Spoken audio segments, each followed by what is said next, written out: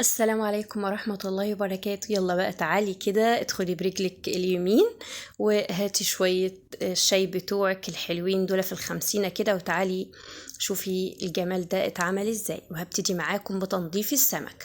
السمك جايلي بطنه يعني متنضفة مفتوحة والقشر الخارجي بس. فأنا هنا بقى هنضفه معاكم تحت الحنفية. هتجيبي معلقة وتحكي بيها الحاجات السوداء يا جماعة اللي بتبقى في نسيج السمك من جوه. واهم حاجة السلسلة الحمراء اللي هي جوه بتاع الشوك دي بتبقى حمراء وفيها زي حبل كده وطالع قدامكم اهو. هو ده اللي بيسبب الزفارة في السمك. فانتي حاولي بقى بالمعلقة دي تنضفيها. افضل طريقة تنظيف المعلقة دي، ويا ريت تخرجي الخياشيم اللي هي في الاجناب دي يا جماعة الحمراء دي، عشان برضو من اسباب الزفارة في السمك.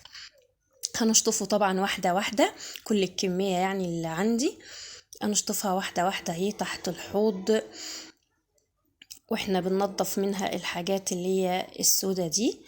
هتشوفوها قدامكم يعني نضفت وبقت زي الفل اهو، شايفة؟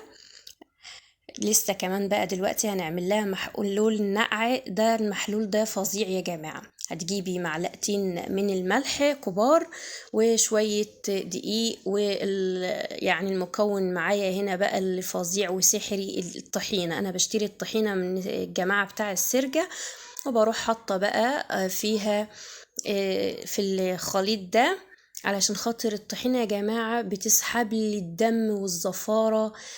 ما يعني صدقيني اللي هيجي بيتك مش هيحس ان في انك عاملة سمك اصلا.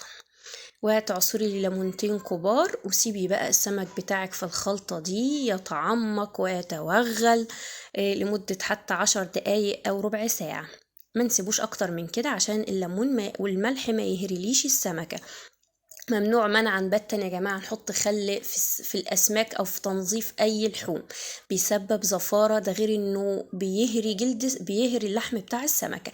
شايفة بعد ما سبتها شوية اللي أنا قلت لكم عليها، سحبت لي الحمار اللي في المية ده يا جماعة من بقى الدم، وسحبت لي كل الحاجات الغير مرغوب فيها في السمك.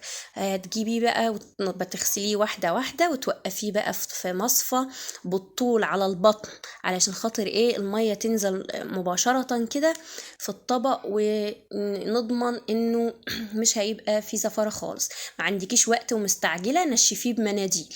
المهم ممنوع انك تتبليه وهو فيه مية. تعالي بقى للتتبيلة. والتتبيلة هنا تتبيلة مش عادية. تتبيلات السمك العادية بتتعمل بليمون والثوم وكمون وشوية كزبرة وشوية ملح. ده تتبيلة الزيت والليمون يا جماعة للي عايزه. انما انا التتبيلة بتاعتي مختلفة. انا بعمل تتبيلة سايلة للسمك، هوريها لك دلوقتي. والمكونات بتاعتها انا سايباها في صندوق الوصف. عبارة عن معلقة كبيرة توم ونص جزراية وشوية كزبرة ونص طماطماية وربع بصلاية صغيرة خالص يا جماعة، ربع بصلاية. وطبعا قرن فلفل احمر واخضر، لو مش حباه حامي خليه رومي. والتوابل بتاعتنا الملح والكمون والكزبرة وشوية شوية صغيرين من الفلفل الأسود. طبعا السمك كمون، اديله كمون يدينا سمك. انا ضربت الخلطة دي في الكبة. حابة تعمليها في الخلاط براحتك، بس انا عايزاها يعني فيها تجريشة كده بسيطة، عشان انا باخد منها معلقتين بستخدمه للرز بتاع الصيادية اللي بيتعمل جنب السمك. ضفت عليها ايه هنا بعد ما ضربتها في الكبة؟ شوية معلقة خل صغيرة وعصير الليمون. وليه انا حطيت الخل بيطري اللحم، بيخليه طري في طراوة كده جوسي من جوه. هنعمل فتحات بالطول كده في السمك، قصدي بالعرض، ومن الظهر فتحة شق طولي كده طويل، علشان خاطر اضمن ان السمكة بتاعتي تتبل كويس وتستوي كويس. السمك ده لو اكبر من السمكة يعني اكبر من ربع كيلو، يبقى تفتحيها بقى من الظهر زي السنجاري كده يا جماعة. التتبيلة بتاعتي ايه، معلش انا بصور بايد وماسكة التليفون بايد، الستاند فيه مشكلة يعني. آه فانت بقى هاتي التتبيله، شايفه التتبيله سايله ازاي؟ التتبيله السايله دي بتدي تيست اقوى من التتبيله الخشنه. هتقولي لي ليه؟ هقولك ان السمك بيشربها بسرعه، وفي نفس الوقت ما بتبوظليش الزيت بتاع السمك، وفي نفس الوقت ما تخليش حد يجزع كده وهو بياكل السمك ويلاقي ايه الخلطه بتاعته ناشفه وباينه كده. لا، هنسيبه في التتبيله دي 10 دقايق ربع ساعه عقبال ما تعملي ايه مثلا ايه شويه السمك، شويه الرز سوري. انا كنت عاملاه بصراحه وطعمه جميل، بس ما رضيتش اجيبه معاكم هنا عشان ما اطولش عليكم الفيديو. طيب هنا بقى عايزين الخليط الكفر اللي بره للسمك، انا بعمله في كيس. هتجيبي كيس علشان خاطر بيوفر عليا، يعني بنتبل بيه احسن افضل، وهتعرفي ليه دلوقتي. انا حطيت هنا كوبايتين كبار من الدقيق وعليهم معلقتين من النشا، وهتبل بقى الدقيق ده بشوية كمون وشوية ملح وشوية كزبرة، ولو عندك معلقة كبيرة من الكركم بيدي لون أصفر، بس أنا للأسف ما كانش عندي غير يعني بواقي الكيس كده بيجي فيه يجي ربع معلقة فحطيتهم.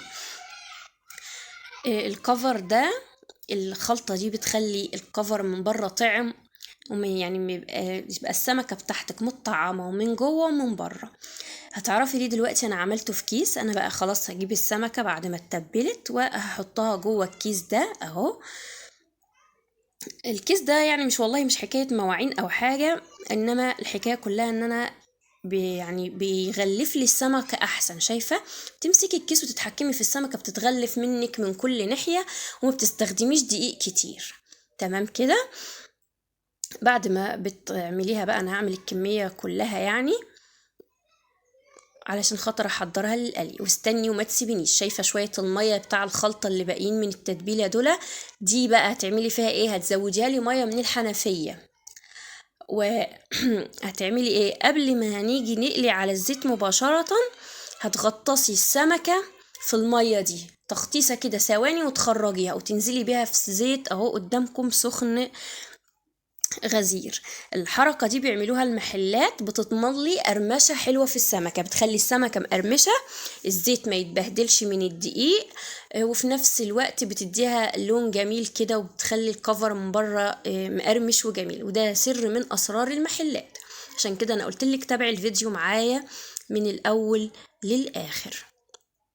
انا نقلت هنا لو تلاحظوا السمك في صينية اكبر، علشان انا قلت بدل ما اعمل واحدة واحدة اعمل 2 بالمرة يعني.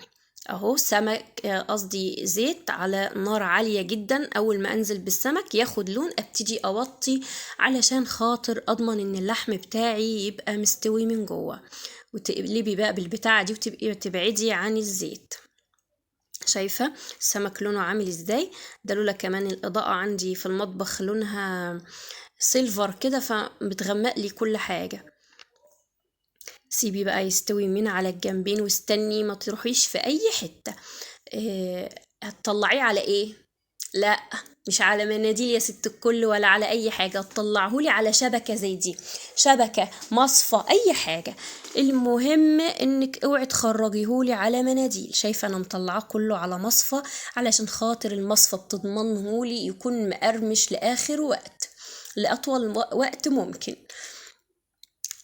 لما بتحطيه على مناديل بينضح الزيت اللي فيه ويبتدي يرد تاني للسمكة، فهتلاقيها ايه كلها زيت. شايفة السمك ما شاء الله طالع زي الفل كمان، ولولا الإضاءة هينزل لي بقى كل السوائل الزيوت اللي فيه. شايفة اهو، شايفة منزل الزيت اهو. انا مطلعاه على، انت بقى ما عندكيش الشبكة دي مش مشكلة، قلتلك طلعي في مصفى.